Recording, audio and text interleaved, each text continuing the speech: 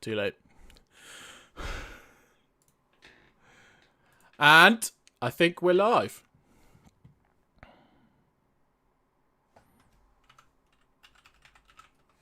Just gotta wait for it to come up on YouTube.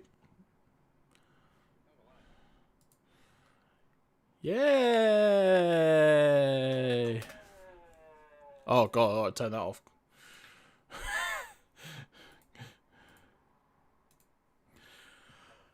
Hello everyone. My name's Dave, of course. And again, we're joined by Mr. Gavin Bonshor. Yes. Good morning, good evening, good night, everyone.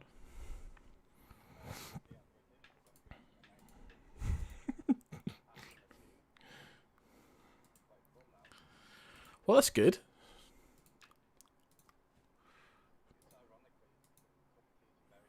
Yeah. It's ironic. It is ironic. And I've just realised that... Have you got me muted? That you were muted, yep. So I've just unmuted you. Yep, I didn't realise. So, I mean, it's good. So I just did a whole cup of tea skit, and you're just waving. I'm British, you're just waving a cup around. Good morning, and I'm just waving a cup around with no audio, and I'm like, yep. Like no offense, Dave. Before we crack on, though, just like to point out that I don't need any help to make myself look stupid. You don't need to help me. No, I know. But yeah. Yeah, I mean, it looks like I've done that. I've done that all by myself. No, that was my fault. I actually had Gav muted in the software and I didn't realise. So, good job, me. Right. So, what have you called me away from my epic DK grind? Well, you know, the carrying on from the success of how well the AMD recording went, and the fact that we can now do stuff live. I thought that this would be a good time to talk Intel. So, okay, so you're going to talk about Intel today. Well, yeah. So we're going to talk about some. We're going to talk about Z490 or Z490 that launch. We're going to talk a bit about the Comet Lake CPUs that came along with the launch. And that's pretty much it, but hopefully we should have a fair bit to talk about. So I'm just going to go ahead and roll the intro, and we'll be back in just a second.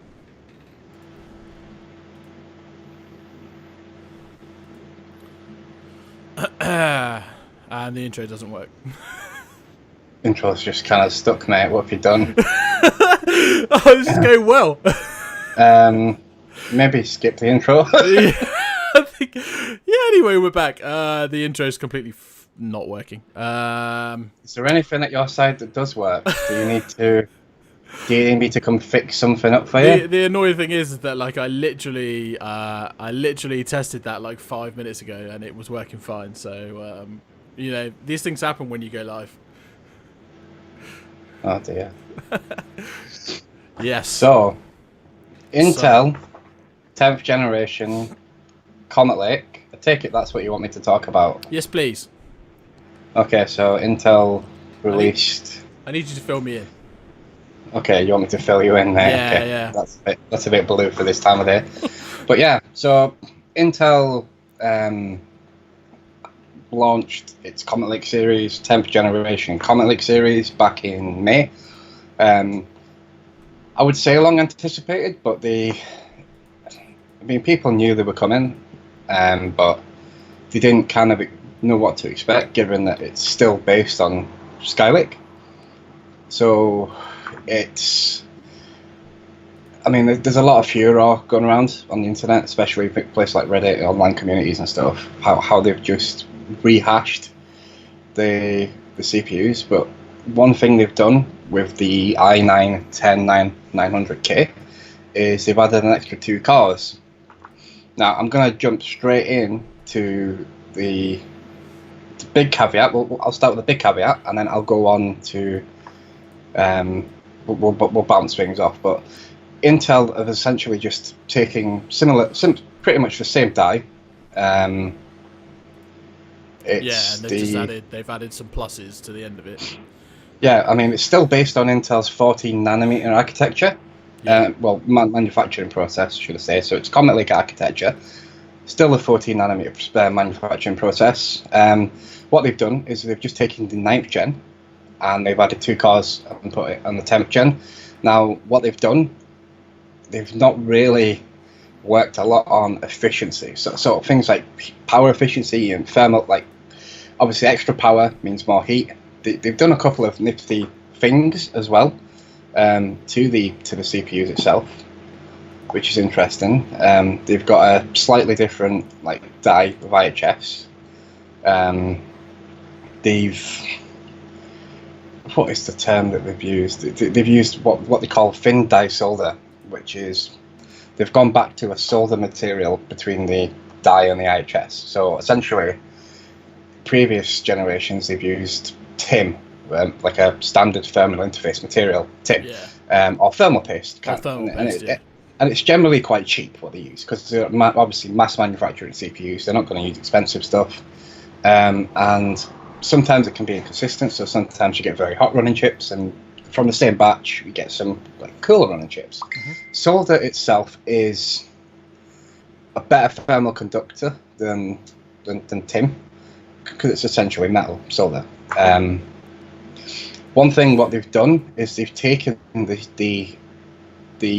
STIM or solder thermal interface material, and they've used a thinner die. Now, what this has allowed it to do, they've used a slightly thicker IHS and a thinner die, essentially they've had to do this with the way they've designed Comet Lake for heat purposes, because Comet Lake runs hotter than my cup of tea, which I may point out I'm drinking now. Anyway, thank you. So, along with the top SKU, the i9 10900, Intel really need to work on the naming schemes because it's a mouthful to say. i9 10900K, it's obviously 10 cores, 20 thread CPU. It has a maximum thermal velocity boost clock, which is Intel's boost technology, so it will boost the clocks higher if it's got the thermal headroom to do so. Yep, so I'm going to link the website view. Oh my goodness. I like that background. I remember that background. Yeah, it's good, isn't it? There we go. So we're talking about here, this is the... That's the first lot of ones, isn't it? That's the first lot of the thermal boost. Well, what you're looking at here is, and this article was prepared and written by Dr. Ian Cuttress from AnandTech, who happens to be my boss. But what we have here is the full SKU list for Intel's 10th Gen Comet Lake series. So in the top section, you've got the i9s, the middle, i7s, you've got the i3s, the i5s, the Pentiums, and the Celerons. Along the top, where it's got TVB, that's thermal velocity boost, and as you can see, the i9 10900K itself can boost one core up to 5.3 gigahertz, which is fantastic if you've got the cooling headroom. Because bearing in mind the recommended CPU cooler for this 10 core processor from Intel is at least a 280 mil AIO. Now, some people may be thinking, well, why do I need can't I just use an air cooler?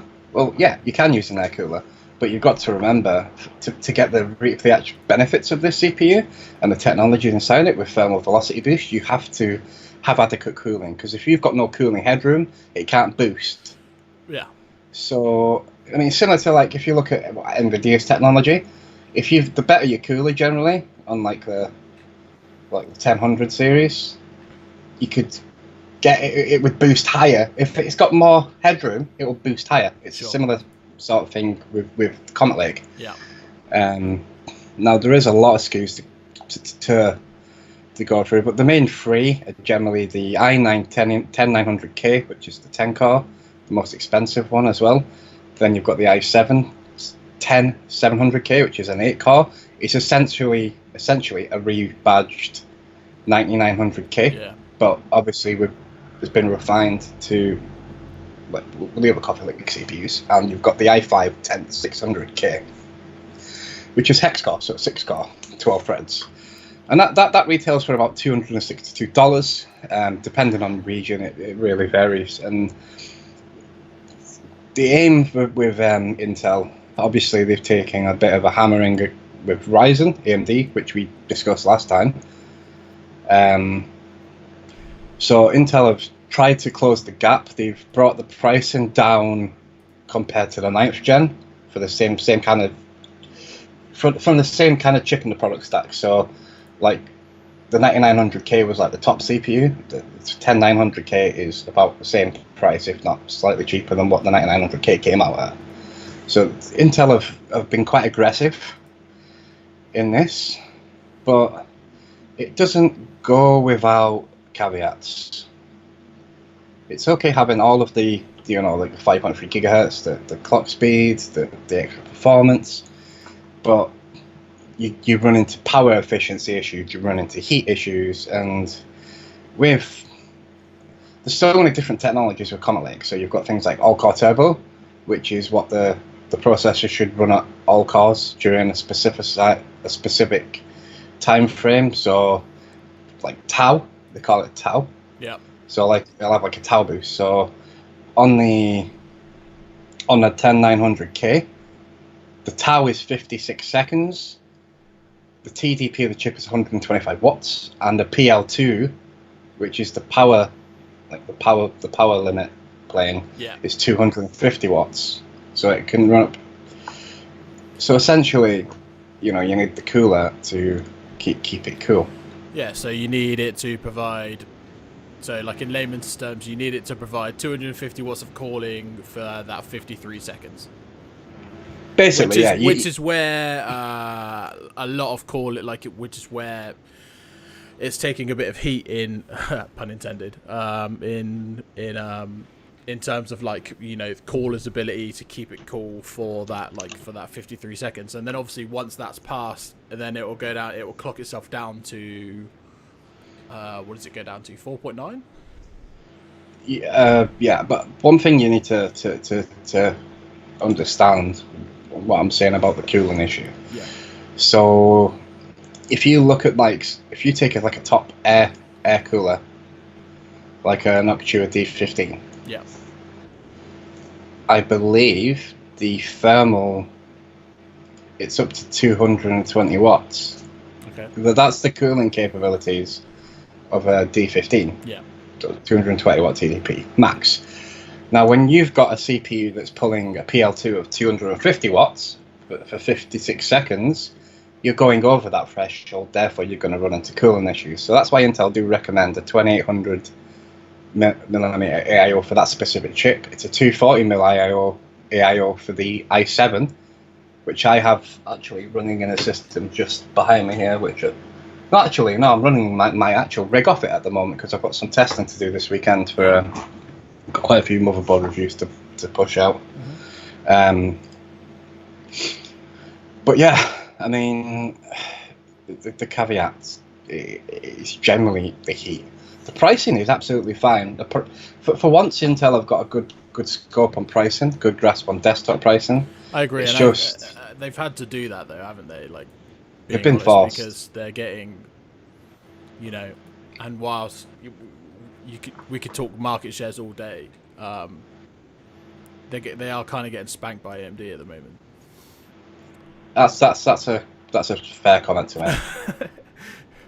That's a fair comment to make. Yeah. So I won't be linking this on Twitter now, but yeah, it's a fair assumption to make. Yeah.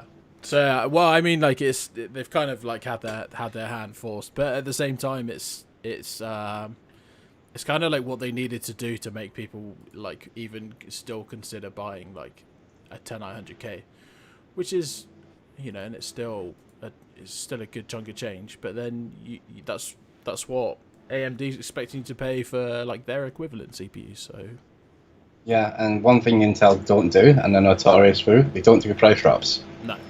They don't cut the price of the CPUs, which is a benefit because they're strong and solid on it. And don't forget, Intel are the global giant in like consumer, prosumer, workstation, server CPUs. Yeah. They're still absolutely. Yeah, they're still absolutely. They dwarf AMD in comparison. Yeah. One interesting.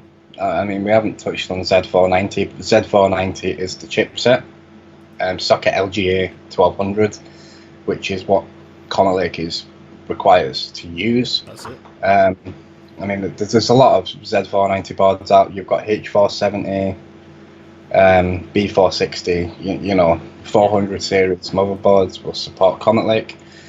One interesting thing that Intel, and it's not so much Intel, this is the actual motherboard manufacturers themselves. Some have actually marketed it in a way that, oh, look at this, we've got this, come and buy it. And some have just been like, yeah, well, it doesn't really matter at the moment. And that is PCI Gen 4, or PCI 4.0. That's it. Now, it's no secret, and it's kind of a confirmation of sorts that Rocket Lake, which is going to be Intel's next desktop family of CPUs, is going to be PCI Gen 4. You know, it's going to have PCI Gen 4 lanes. Yeah, they're going to have it, and really, it's a bit of a shame that they didn't have it on this time with the Comet Lakes that have just come out. I really feel like Intel absolutely dropped the ball on this one, but you know they needed to release new chips and it wasn't ready. So you know, in a way, it's understandable, but in another way, it's, you know, well, AMD. If you consider the design, though, that obviously Intel are currently using, so they're still using 14 nanometer. Yeah. Obviously, AMD switched to 7 nanometer with TSMC, Global Foundries, blah blah blah. One thing to consider: why Z490, and you know, adding PCI 4 lanes generates extra heat, and one thing you don't want with these CPUs is extra heat because they're hot enough as it is. Yeah. They don't. You don't use stock coolers with them. You know, they are like an enthusiast chip. I mean, they are mainstream enthusiast as well. But that's nothing new though. I mean, that's been a thing for, well, since 8th gen. But personally, I mean, like, touching on PCI Gen 4 and the marketing. Yeah. So, and I can attest to this personally because obviously I put together one of the internet's biggest Z490 roundups on the internet. Yeah, it's ranked one on Google. It's ranked one on Google. Feel free to check it out. It was co-wrote. It was, well, no, I did it myself actually. So yeah. Some manufacturers have been shouting about it, like I said, like ASRock, Gigabyte, MSI do mention it in the marketing. I reached out to MSI because I looked at the boards and I was like, is PCI Gen 4 going to happen on Rocket Lake? Are these going to work? And they said, yes, it will. Yeah, the top M.2 slot and the top PCIe lane, like the two full-length PCIe slot, will work with Rocket Lake PCI Gen 4. That's the theory. I mean, there is other obstacles for the vendors to overcome as well in saying that. Yeah. EVG, like, haven't really bothered. I won't touch on BioStar because their marketing is woeful, to say the least. I might offer to do it for them, but they're a different market. Yeah, they are. They're not. Asus. Yeah. Don't really. They're not shouting about it. So you've got some vendors shouting about it. Yeah, come and look at this. Let's buy it. One thing I will address very quickly: a lot of people have issues with Intel changing chipsets and requiring you to buy motherboards. The main reason for this, other than obviously socket design and pin layout and yada yada yada, It's the whole ecosystem. So motherboard vendors also have to make money. And if one person buys a board every 5 years to support every generation of CPU, the motherboard vendors aren't going to make money. They need to sell boards every year. That was actually my argument for like Zen 3 400, Yeah. like the 4000 CPUs, like only working on like on the 500 chips, like series chipsets. I thought that was fair. Like that was my argument, was like I was actually going against like what a lot of people were saying, where they were like, nah, like AMD said that, you know, AM4 is going to last until 2020, blah blah blah, and I was like, well, you know, it's like we're halfway through 2020, like it's like. Yeah. Zen 3, nah, I don't know. Let's not get into it. but Yeah, it's not. Yeah, it's not the time. I mean, can I just, not interrupting you? Carry on. I'm just going to say it anyway. But in addition to the launch of, and it was quite a quiet launch compared to Comet Lake, is the Comet Lake workstation CPUs. So the Intel Xeon W1200 series. Obviously, they're Comet Lake, similar, but same. Comet Lake V Pro as well, but also a new chipset for the workstation market, based on LG 1200, W480. Yeah. Now, W480, it's essentially the same thing. It doesn't have official overclocking support, and there's only, because I wrote another full overview on W480. I've just posted that as well. Yeah. W480. And there's only about 10 boards so far that, you know, vendors will mention. There's even a DFI board that they haven't got images of yet, but God, it's DFI. You know, back in the LAN party days, back when they were a force, and then it just kind of dropped off the face of the earth. Like they are releasing. I had one of those boards. They are releasing a W480 board. Now, don't know if it will be readily available in retail channels, but I haven't actually reached out to them yet. That's probably something I should do on Monday, so I'll need to write a note of that. Because the marketing is very quiet. I had to go out and look for it, to be honest. But yeah, DFI, not back in the consumer market, because the W480 isn't entirely designed for consumers, but it's also a consumer-based platform. So it's, you know, it's LG 1200. That's it. It's not like the server and the big high-core workstation like CPUs, like the Xeon, like the big Xeons. But yeah, I mean, is there any questions you've got for me, Dave? Or?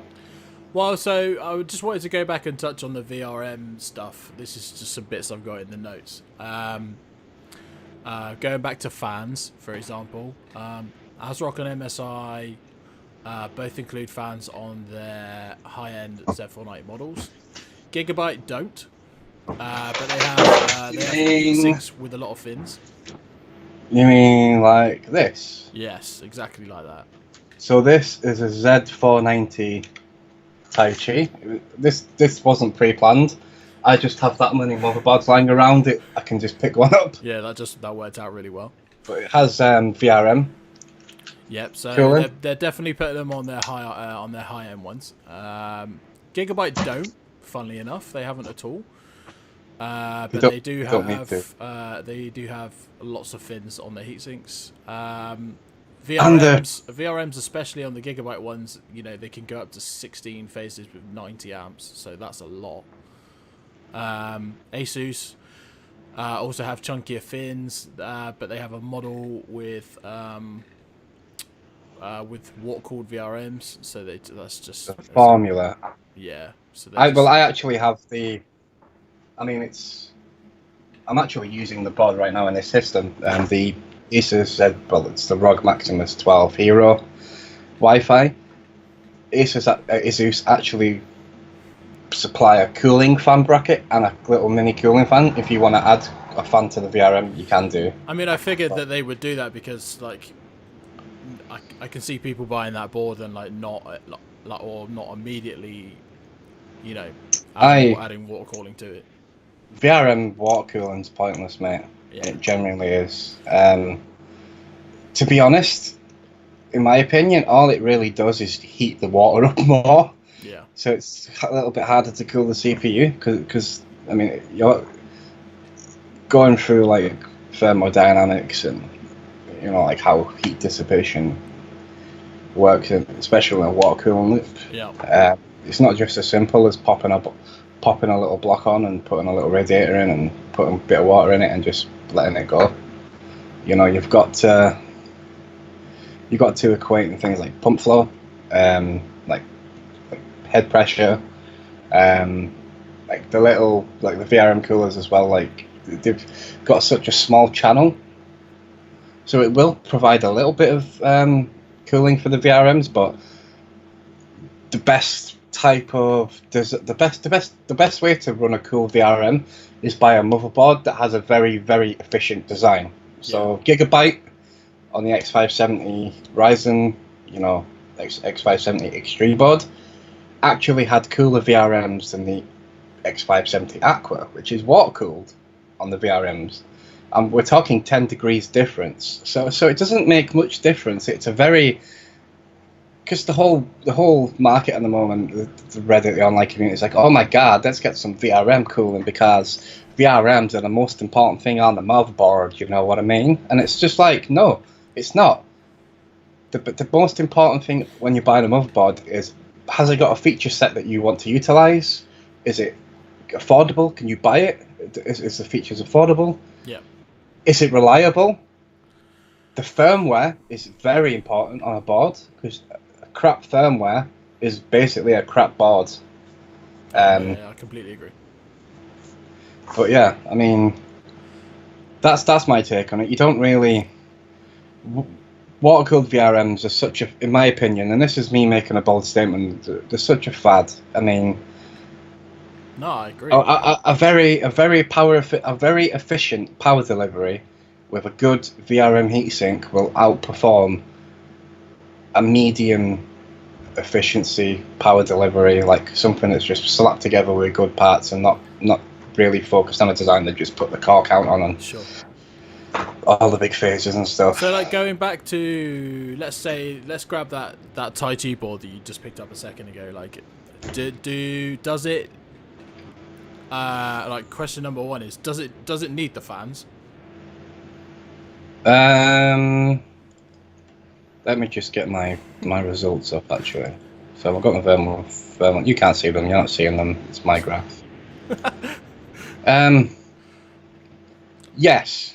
Okay. And then what was the other one? I forgot. So compared to the Aorus Master, the Z490 Aorus Master, there was about 1 to 2 degrees of difference between the air cooled on the Tai Chi and the Master. And when I say difference, the Master was cooler by 1 to 2 degrees. Okay. Than the Tai Chi. Now Gigabyte, I'm not blowing bubbles, but Gigabyte have made such amazing and vast improvements in things like power deliveries, efficiency, design, quality.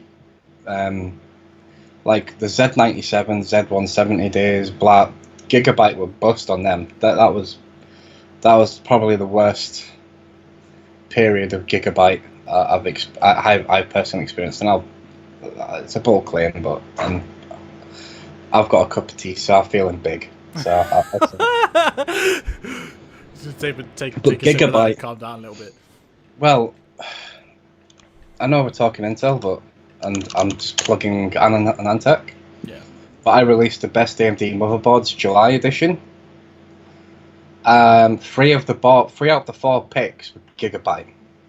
All right. Money's no object. Clean mix of price, features, performance, and ITX. Yeah. Normally, it would be like ASRock, MSI, Asus. Yeah. Now it's Gigabyte. Gigabyte are clean with the design and the quality and the price. They're cleaning up. Oh, fuck off. Sorry, someone tried to ring me. It happens, mate. If they ring back, I'll answer and say, and I will have to answer. But yeah, so I mean, is there anything else you would like to touch on? Because I mean, I know what you're saying about the VRMs and the cooling and the fans and the water cooling, but it's so non-essential. It's so if a vendor just creates a nice, good quality heatsink. Yeah, keep going. Keep going. There we go. If a vendor, creates a nice board with a nice heatsink, it's efficient, and a good quality and power efficient power delivery. Yeah. It will run cool by design, right? Basically, you know what I mean? Yeah, definitely, yeah. So I've completely forgot the second question, so we'll skip over that one. But just going through Michael's notes here because he did make some good points. What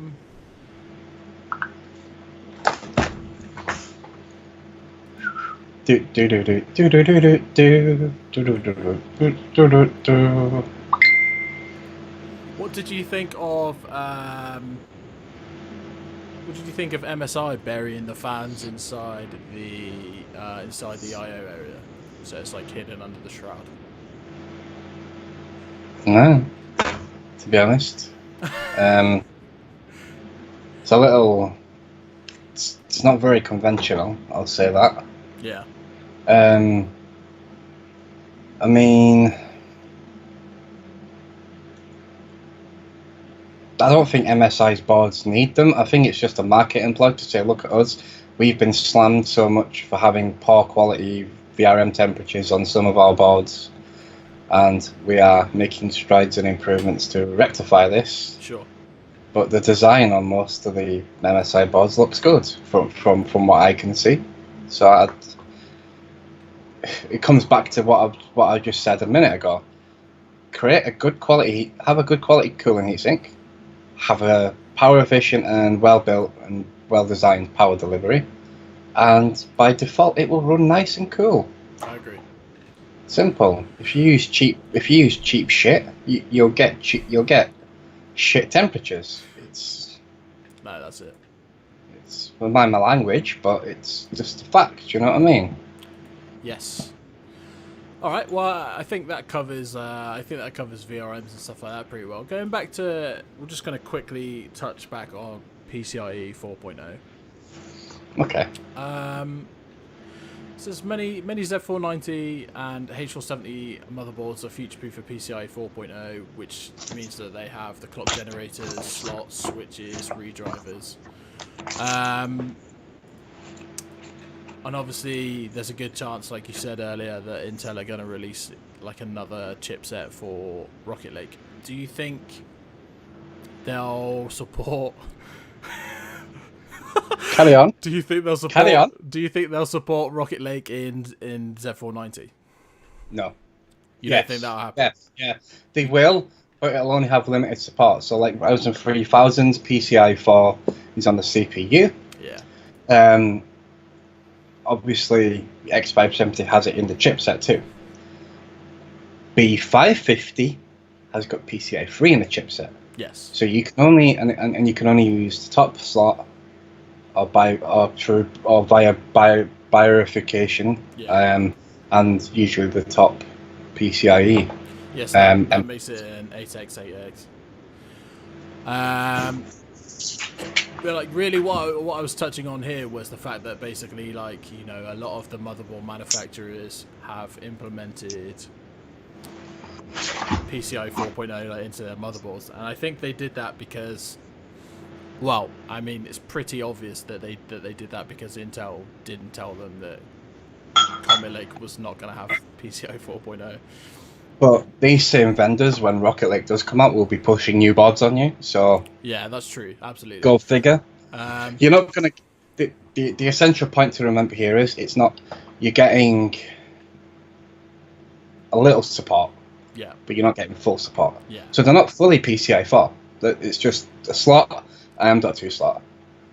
Similar to B550 for PCI 4 with Ryzen 3000. It's the same concept. Now, Rocket Lake's not really coming yet. It's not here. We've just got. No, it's going to be a while. Yeah. I mean, it's good to have something future-proof, but what's the betting that there'll be a new chipset coming out before this? It wouldn't surprise me at all if a new board came out with Rocket League, because, you know, that's a trend, if you like. That's been a thing for a while. Yeah. But I mean, like, you know, yeah, you could say it's like future-proofing, but then it's just the fact that like they introduced, and by that I mean the manufacturers that are making the motherboards have introduced a lot of stuff like, you know, the 6-layer PCB for PCI 4.0, but then also it was like the attitude of the manufacturers when, you know, to say whether it was actually going to be supported or not. Like, that was the next big thing that I was basically trying to segue us into, was like the fact that some manufacturers have been like, yeah, you know, our boards have support for it, and then I'm gonna just basically throw Asus under the bus here, and they've just completely been like, the framework is there. Yeah. As they've implemented it, the framework is there with the PCIe 4 clock gen, the switches, the redrivers. Where the simple fact is, Intel hasn't confirmed anything yet. Now, we do know that PCIe 4 will be in Rocket League. You'd be foolish to not believe that. Yeah. Motherboard vendors would not be spending extra money putting these features on boards. Now, bear in mind, we absorb the cost of that by paying higher prices. But Intel aren't confirming anything yet. So that's the thing. Until Intel confirm it, and Intel will have confirmed this to vendors, so vendors already will know this. Yeah. Their partners will know this, but they haven't confirmed anything to the public, which is normal, I guess. Yeah, I was going to say it's completely normal. That's like literally what I was just about to say. I just thought it was funny that a lot of the manufacturers had, at the time of releasing like Z490, Z490, was just the fact that they had like different attitudes towards it. Like, you know, ASRock and Gigabyte were making a lot of noise about it, and by that I mean, you know, in the marketing that they were pushing out. MSI mentioned it in their marketing, but like not as much. So, you know, there was a bit of like, yeah, it's gonna have it. Asus pretty much just like didn't say anything at all. they were like, I've never heard of PCI 4.0. Yes, you make a very good point there. EVGA don't seem to be like, by the looks of it, they just didn't even care about PCI 4.0 on Z490.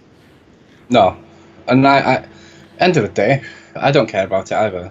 It's more of a confirmation, as opposed to, you can't use PCI Gen 4 on Comet Lake. It's not PCI 4. So, yeah. And I guess in that respect, it's you know, they were like the likes of EVGA, like they're not the biggest motherboard manufacturer ever, so for them it was probably just like, well, if we don't have to pay the extra to put it on the board that people can't use, then let's just not bother. Oh, so, EVGA board cost enough as it is, right? Well, that's it, yeah. So, and obviously then there's like colourful BioStar, and they haven't done it either, but then, you know, we were never kind of really expecting that either. Yeah, you marked on the spot that I'm talking about. Yeah, yeah, pretty much. So the like the next point, going down a couple of lines there, Gav, is, does it actually really matter? No, it doesn't matter. I just said it doesn't matter. It's so, yeah. Like I said, Rocket League hasn't even got a release date. Yes, it's future proofing for Rocket League, great, but wait until Intel at least confirm details first before. That's it. If you're going to buy a Z490 board because it's PCI Gen 4, you're fucking off your trolley, mate. I swear to God, you're off your trolley. Well, I can understand about, you know, you're off your rocker now. I keep going back to AMD, but like, it's just, you know, people buy. But AMD's different, right? For sure. Because for sure. because AMD have PCI Gen 4 CPUs. Intel has 0 PCI Gen 4 CPUs. So why would you buy a motherboard with PCI Gen 4 capability when there's nothing to fucking use it? I know. I just You can't even. as soon as I went to talk about it, I realised that I was just like, it's a bit. And you might have a small group of users who might think, oh, it's got a PCI Gen 4 capable lane. Oh, I'll just buy Comet. The only thing Got a Gen right 4 now PCIe SSD in it, and go, no. I'm super excited about like PCI 4.0 about is literally for like NVMe like Gen 4 SSDs, like. And sorry, graphics cards on PCI 4.0. It's not even like, it's just, there's no point. It doesn't matter right now. Like it's probably, honestly, it's probably not even like, I can't even imagine like any of the 3,000 Nvidia cards that are about to come out. Like I don't even think they're even Gen 4. I would be very surprised if they are. So like graphics cards that can actually utilize, like properly utilize a Gen 4 like PCIe lane are still like a long time away. Well, it all comes down to bandwidth, right? Well, that's what I mean. Like, bandwidth available. That's literally the RX 5700 XT is technically a PCI Gen 4 card, but it's not really utilized. I mean, yeah, it's supported, but it physically can't push out enough of like enough bandwidth to even saturate like a Gen 3 layer, like a full 16x Gen 3 like connector. That's what I meant. Like, yeah, I know what you're saying. Yeah. So yeah, there's just, for me, PCI 4.0, the thing that I would get the most excited about, like with that, is the fact that you okay? Yeah, fine. Is the fact that it's like pushing out like, insane speeds on the like Gen 4 SSDs, NVMe SSDs. But other than that, like I don't really care. Like, so as Lawrence put it in the chat, shout out to Lawrence, hello. It's just one of those things where it's just like. And James, don't forget James. Of course, yeah, yeah. Rick. I'm just not really. I'm not really that bothered about it. I use. I'm using like quite a few PCIe 3.0 NVMe SSDs at the moment, but the speeds that they can push out are still very high. Like they're more than good enough at the moment. Just if you want to get PCI Gen 4 storage, wait until the drives start becoming more readily available with the Phison E18 controller.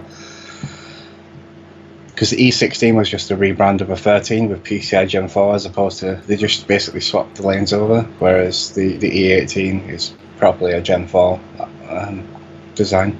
I'm looking forward to seeing benchmarks of that. Basically, I think for me, like that's the the sort of stuff that I get most excited about. It's like that and networking. Networking is like another thing that I get quite excited about, but that's just me personally. No, I like networking. What's this? Just the final thing I'll talk about here. Ask away.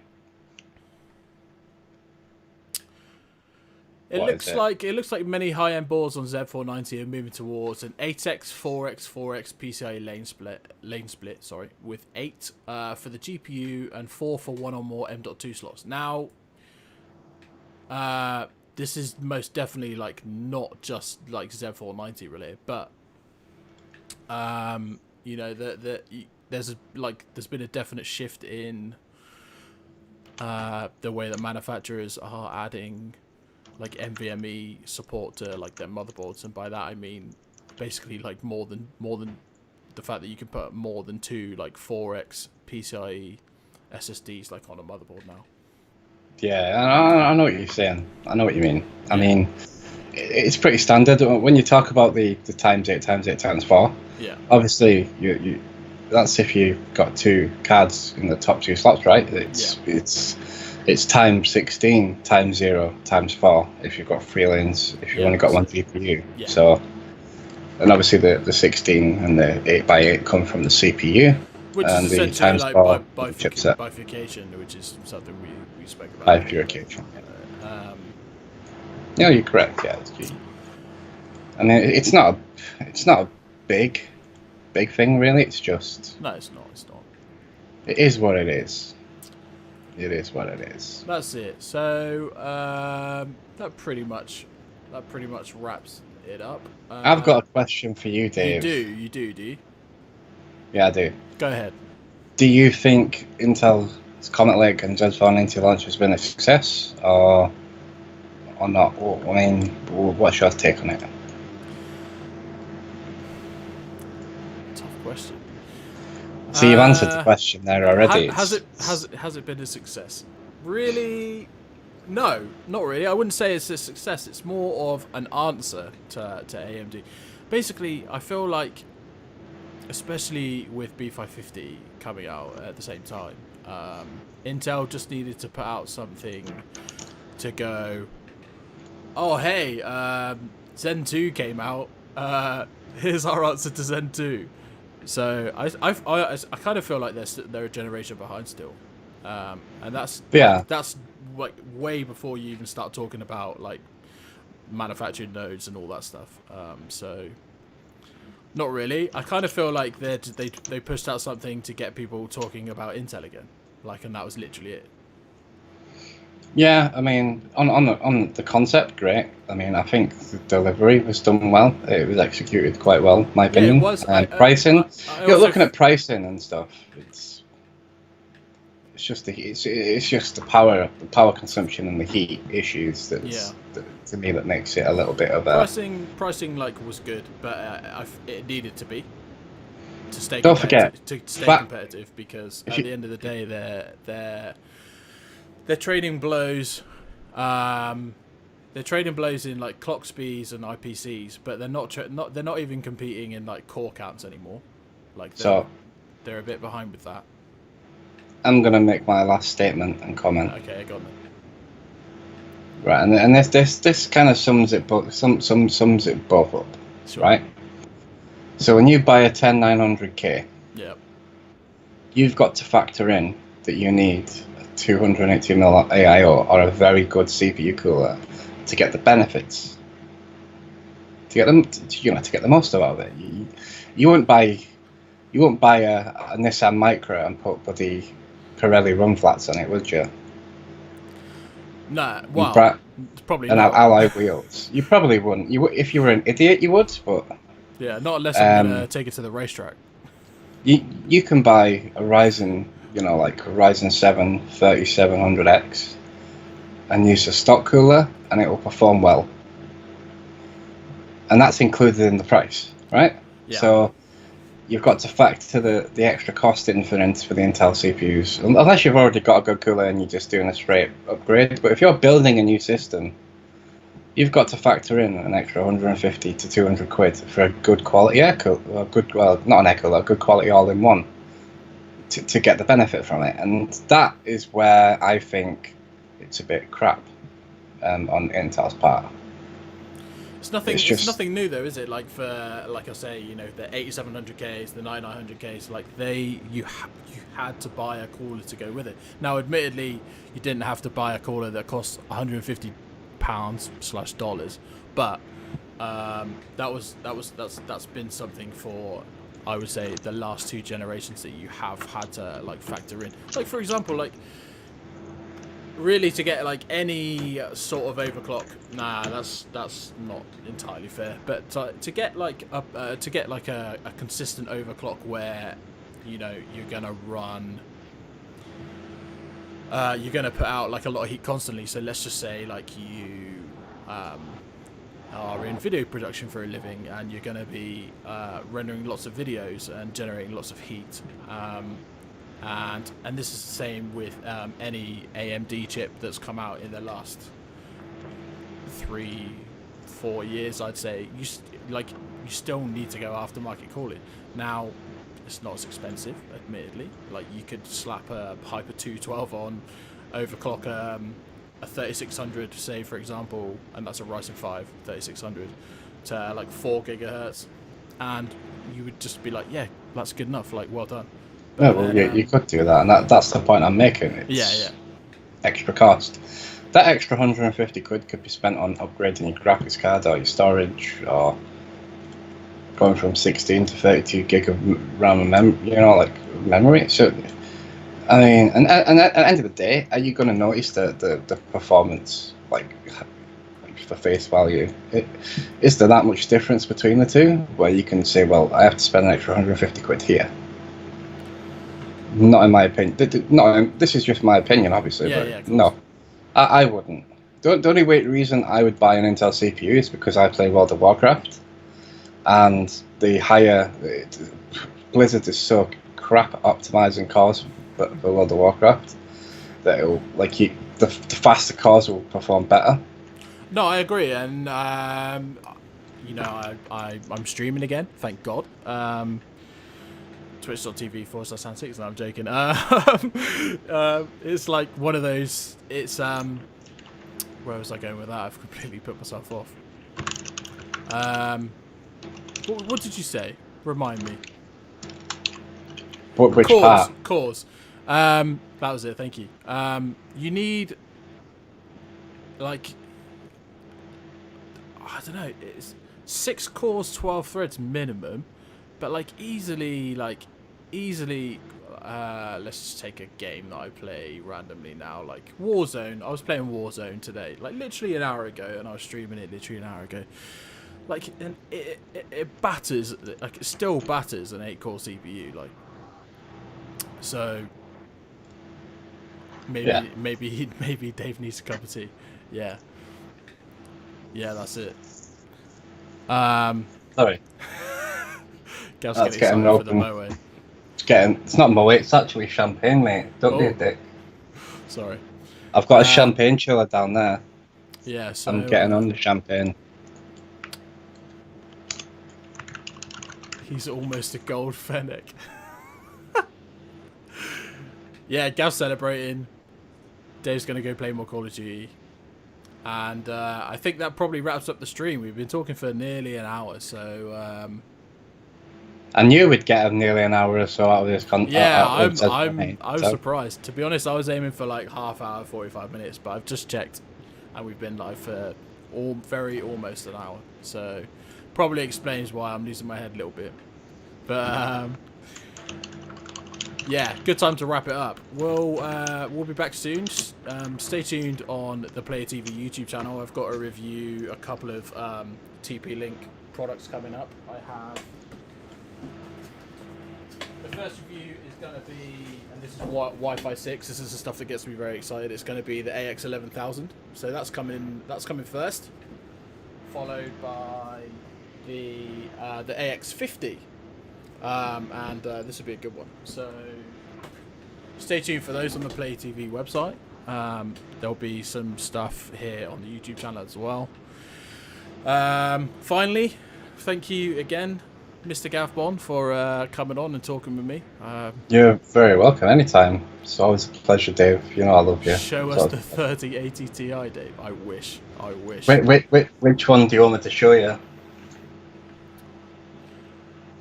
Oh. And the unfalling case. The case is very sturdy. Trust me, it's okay. Definitely. Mate, if that was my case, it'd have fallen off and probably broke my nose by now. It's very securely, precariously balanced, so yeah, it's worked out well for me. But yeah, you guys saw that review. Actually, it's the Macube 310p by Gamer Storm. So I'll pass. Well, okay. I don't do cases. I prefer open bench tables. Yeah, fair. OBT for the win. Alright guys, thanks for joining us. It's been a pleasure. And does it AnandTech? Shout out to DPad69, Lawrence, Fatman Gamer, Kritzler for coming on and saying hello, giving us a few comments. And you're not going to read the comments, are you? So no, there's quite a lot of them. But yeah, we'll see you all again, guys. I'll be live on Twitch in a minute. So sorry, I'm plugging my channel. It's all good. Sorry, it's Dave. all good. It's all good. All right. Peace out and ciao for now. Ciao for now. That was so cool.